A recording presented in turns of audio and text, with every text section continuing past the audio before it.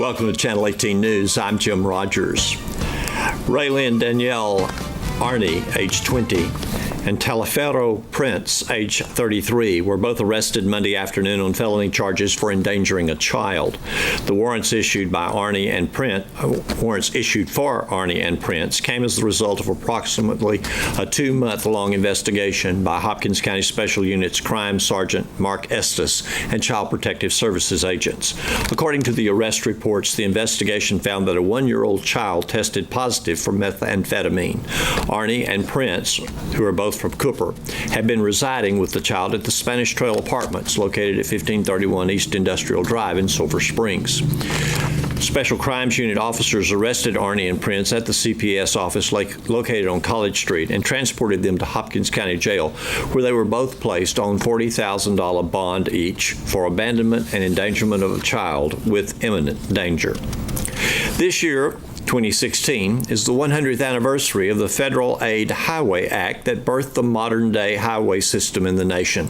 The celebration of the centennial event comes to Celebration Plaza Thursday afternoon.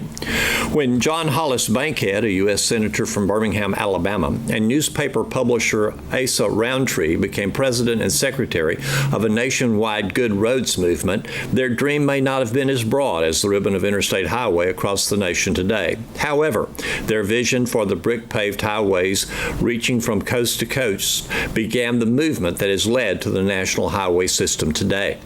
Few cars were on the road at that time, but their numbers have increased, and the desire to travel began burning in the hearts of the drivers.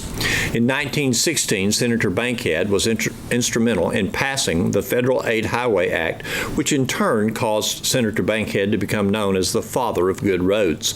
The Bankhead Highway, approved by Congress in 1916, became our nation's first federally subsidized coast-to-coast, all-season, all-weather roadway connecting Washington, D.C. with San Diego, California. Nearly 1/3 of this nation's roadway ran through Texas, connecting Texarkana to El Paso, following Texas Highway number 1. In our area, the Bankhead Highway is now known basically as U.S. Highway 67, the route now primarily followed with a few changes by Interstate 30. Bankhead Highway Centennial Celebration will travel through and stop at Celebration Plaza Thursday, April 21st. Approximately 50 to 60 selected Bankhead-era cars from the years 1919 through 1933 will begin their 620-mile Texas tour in Texarkana and travel to Odessa. The cars and drivers are scheduled to arrive at Celebration Plaza around 3:30 Thursday afternoon and depart at 4 p.m. They will be welcomed to Silver Springs by City Councilman and local historian John Sellers. The tour vehicles will be on display at the plaza from 3:30 until 4. While driving through Hopkins County, the tour will arrive in Saltillo at approximately 2:20 p.m. and Saltillo ISD. They'll leave there at 2:55. Then they travel to Weaver and on to Silver Springs. Leaving Silver Springs, they travel to Brashear and then to Cumbie, where they'll have dinner. The tour vehicles will be on display at the parking lot of Hot Rods by JSK Shops near the intersection of Frisco Street and North I-30 Service Road between 4:30 p.m. and 5:30 p.m. Thursday. When they leave Cumbie, they go into Hunt County and onward to Odessa.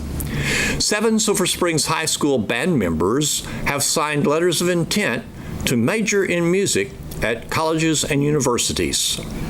Well, good afternoon and welcome to our signing day for the 7 outstanding young men. This is an exciting day for these young people, their families, and for our band program. It's always great to see graduates continue their education after high school, and it's even more exciting to see that they're going to continue in music while they are in college. It's also very exciting that all 7 of these young men will be majoring in music at college. That may be a first. We've never had 7 that I can remember. Parents or children have brought a lot of honor and recognition not only to this community and the school district, but to you and to themselves, and I know you're very proud of them. I want to thank KSST, Front Porch News, Texas.com, the News Telegram for being here today. The coverage you give to our students is second to none, so thank you for covering them once again. So without any further ado, let me just say before we can continue with this, this is a bittersweet time. It's exciting to see them go off and pursue their careers, but it's also sad for me personally because they become kind of like your kids for these 4 years and then they're gone. So parents, just know that you won't be the only one going through emotions in the next few weeks. Obviously, you more than anyone get to your children, but I'm sad to see them go. This is a great senior class with some great guys here. So, I want to introduce each student to you first.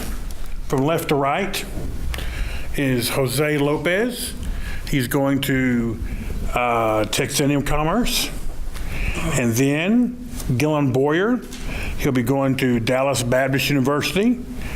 Zachary Heron, be going to Texas A&M Commerce. Carlos Williams, he'll be going to Texas A&M Commerce. Timothy Ramos, he'll be going to Texas A&M Commerce.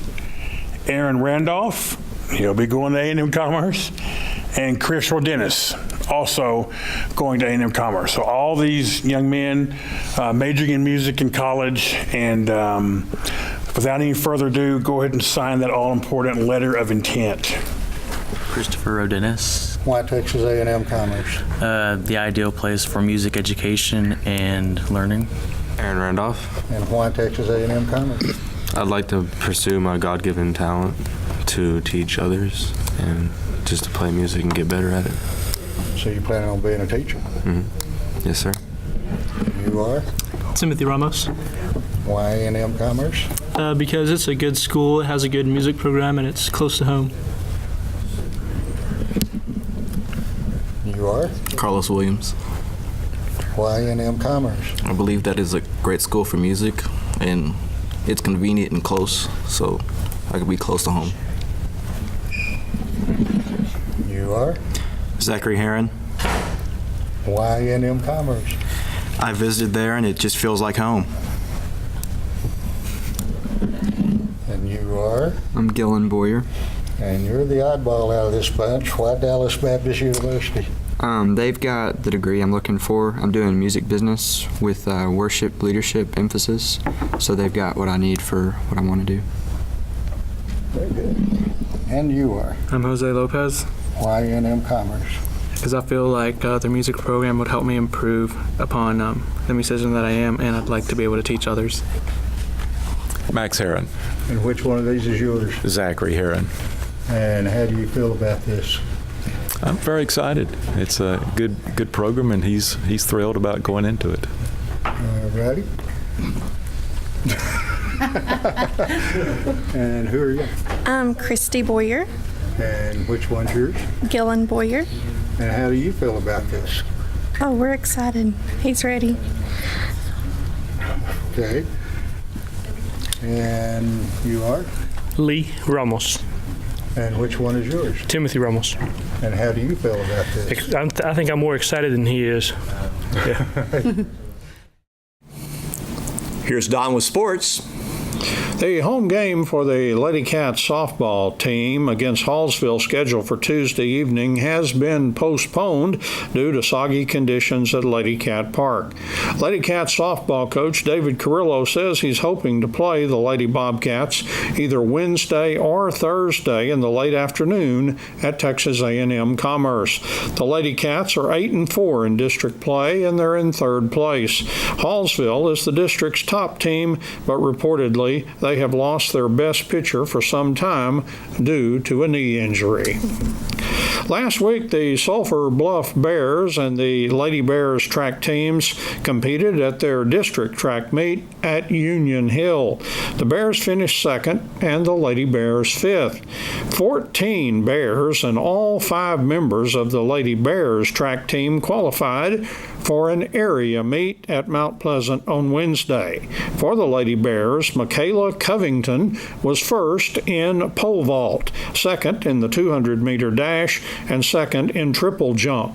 Tori Dorner was sixth in the 200-meter run. Caitlin White was third in the 100-meter hurdles, fifth in the 300-meter hurdles, and sixth in long jump.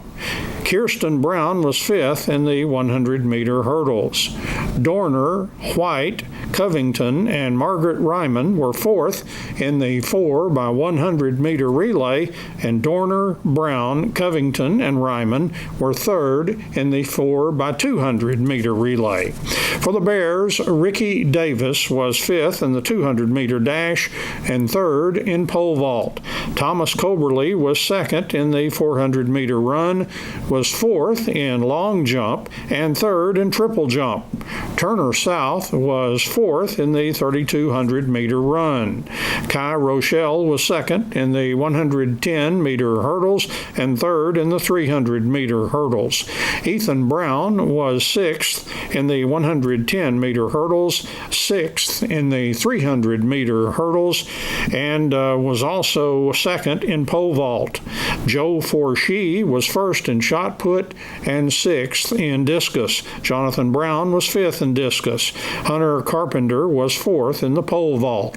The team of Jaden Goldsmith, Marshall Anderson, Rochelle, and Ishmael Wade were fourth in the 4x100-meter relay.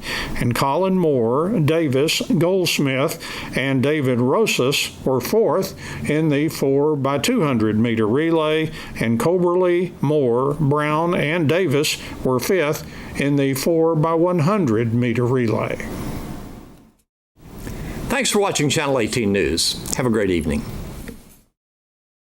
This is Allison Bledsoe with KSST News Notebook. The local Silver Spring Sonic has debuted their new drive-in menu screens. The new screens allow faster and more accurate orders. The menus are easier to see and much brighter than before. The main purpose of the screens was to improve the overall look of the drive-in. This has been Allison Bledsoe with KSST News Notebook.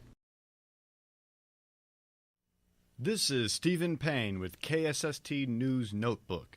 I spoke with Kushal Arial of Joe's Exxon on Broadway Street about the recent addition of the Plenty Card, a program which allows cardholders to collect points and save money on gas and other purchases. Well, you collect points, like, depending on how many points you collect, and it will show me, like, do you want to take, like, certain amount off on your next purchase. Like, whenever you swipe that Plenty Card, if you prepay your gas for $20 and there's $20 worth of points on your card, then on your next purchase it will tell me on the register, like, would you like me to take off $20, so you don't really have to pay any cash. You can just work from your points. The Plenty Card can be used at Exxon, Mobil, AT&T, Macy's, Nationwide, Rite Aid, Direct Energy, Enterprise, and Hulu. The Plenty Card is already being used by a number of people in Sulphur Springs at the Broadway Street gas station. Yeah, a lot of people do come in and then they use their points for gas or like purchases in the store. Plenty Card holders will also have access to Speed Pass, which allows them to spend their Plenty Card points directly from the pump when purchasing gas. People who are interested in signing up for their very own Plenty Card can do so at www.plenty.com/join. This has been Stephen Payne with KSST News Notebook.